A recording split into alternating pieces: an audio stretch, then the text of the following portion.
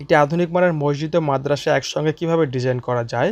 দেখুন, একটি মসজিদ মানে শুধু ফ্লোর প্ল্যান এবং 3D মডেল নয়, এর সঙ্গে architectural plan, structural plan, electric plan, plumbing plan, sanitary plan, সব প্ল্যান মিলে কিন্তু একটি প্ল্যান ডিজাইন হয়ে থাকে।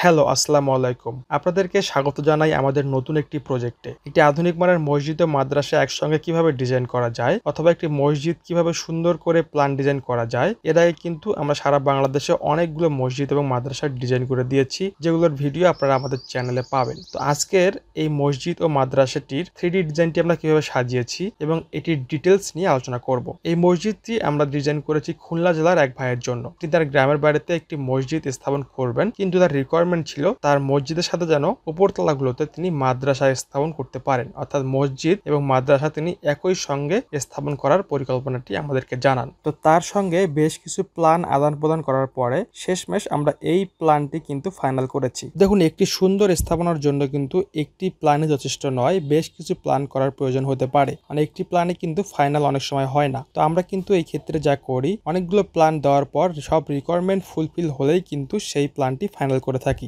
তার পরিপ্রেক্ষিতেই আমরা তাকে একটি মডেল দিয়ে দেই, যেটি কিন্তু এটি 3 তলা বিশিষ্ট একটি মসজিদ এবং মাদ্রাসা, যেখানে প্রথম তলায় নামাজের জন্য জায়গা রাখা রয়েছে এবং এখানে ভিতরে রয়েছে 4 কাতার এবং বারান্দায় রয়েছে 2টি কাতার। সেই সাথে বারান্দার এক পাশে কিন্তু ইমাম সাহেবের থাকার জন্য রুম রয়েছে এবং মসজিদটির উপরতলাগুলোতে কিন্তু মাদ্রাসা হিসেবে ব্যবহার করা হবে। তো আপনারা দেখতে পাচ্ছেন এই 3D মডেলটি, যেখানে কিন্তু একই সঙ্গে মসজিদ এবং মাদ্রাসার দুই ধরনের ফিল পাওয়া যায়। চারপাশে যেমন সবুজ ফুলের গাছ থাকবে, তেমনি বিল্ডিং এর কিন্তু ভিতরেই থাকবে ওয়াশরুম বা অজুখানা এবং সামনের একটি বড় স্পেস থাকবে খোলামেলা, যেখানে শিশুরা খেলাধুলা করতে পারবে এবং অনেক অকেশনে বা অনুষ্ঠানে বা বিভিন্ন জামায়াতে কিন্তু এই ফাঁকা জায়গাটা ব্যবহার করা হবে।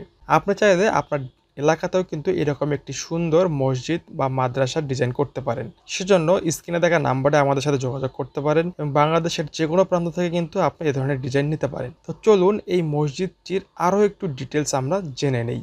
দেখুন, একটি মসজিদ মানে শুধু ফ্লোর প্ল্যান এবং 3D মডেল নয়, এর সঙ্গে architectural plan, structural plan, electric plan, plumbing plan, sanitary plan, সব প্ল্যান মিলে কিন্তু একটি প্ল্যান ডিজাইন হয়ে থাকে পূর্ণাঙ্গ, যেটি দেখে কিন্তু মসজিদটি বাস্তবায়ন করে থাকে মিস্ত্রিরা। দেখতে পাচ্ছেন আমরা যে সকল প্ল্যান ডিটেলস দিয়ে থাকি, এটা হচ্ছে ফ্রন্ট এলিভেশন, এরপরে কিন্তু এটা 3D মডেল, সামন পাশ থেকে দেখতে কেমন লাগবে সেটি, এবং এটা সাইড থেকে দেখতে কেমন লাগবে এটি আরেকটি মডেল। এবং এরপরে এখানে দেখতে পাচ্ছেন এটি কিন্তু সাইট লেআউট প্ল্যান, যে মসজিদটি কোথায় হবে এবং কতটুকু জায়গা আশেপাশে ফাঁকা থাকবে সেটি, রাস্তাটা কোন দিকে হবে, কোন দিক দিয়ে ঢোকা যাবে মসজিদে। এরপর এটি কিন্তু আমাদের গ্রাউন্ড ফ্লোর প্ল্যান, দেখতে পাচ্ছেন এখানে কিন্তু 4টি কাতার রয়েছে, বারান্দা 2টি কাতার, এবং এটি হচ্ছে ইমাম সাহেবের থাকার রুম এবং এই পাশটায় কিন্তু আমাদের অজুখানার সেকশন রয়েছে, যেখানে 2টি প্রস্রাবখানা রয়েছে, 2টি টয়লেট রয়েছে এবং পুরোটা একটা অজুখানা রয়েছে। এবং এরপরে কিন্তু এটি হচ্ছে আমাদের মাদ্রাসা, যেখানে কিন্তু ক্লাসরুমগুলো কেমন হবে, স্যাররা কোথায় বসবেন, স্টুডেন্টরা কোথায় বসবেন সেটা দেখানো হয়েছে। এরপর এখানে দেখতে পাচ্ছেন এখানে আমাদের কলামের গ্রিড লাইন দেওয়া রয়েছে, মানে সুতা টাঙ্গিয়ে কলামগুলো কিভাবে সাজাবে মিস্ত্রি সেটি। এবার এখানে হচ্ছে গ্রেড বিম এবং কলামের লেআউট প্ল্যান দেওয়া রয়েছে। এবার ফুটিং এর ডিটেলস দেওয়া রয়েছে, কত ফিট ফুটিং মাটির নিচে দিতে হবে সেটি। এবার কিন্তু গ্রেড বিমের রিএনফোর্সমেন্ট এখানে দেওয়া রয়েছে, অর্থাৎ গ্রেড বিমের রড কিভাবে দিতে হবে, কতটুকু ঢালাই হবে। এরপর এখানে কলাম দেওয়া রয়েছে। এরপর এখানে রুফের বিম, ছাদের বিমটা দেওয়া রয়েছে। এটা হচ্ছে ইলেকট্রিক প্ল্যান এবং এটা হচ্ছে সেকেন্ড ফ্লোরের ইলেকট্রিক প্ল্যান। এবার এটা হচ্ছে ছাদের প্ল্যান সেকশন এবং এটা হচ্ছে আমাদের ব্রিক যে গাঁথনিগুলো হবে, এটার গাঁথনিগুলো সেগুলোর একদম পুঙ্খানু মাপ কিন্তু এখানে দেওয়া রয়েছে এবং এটা হচ্ছে উপরতলার মাপ। এরপরে এখানে কিন্তু কিছু নোটস দেওয়া রয়েছে, যে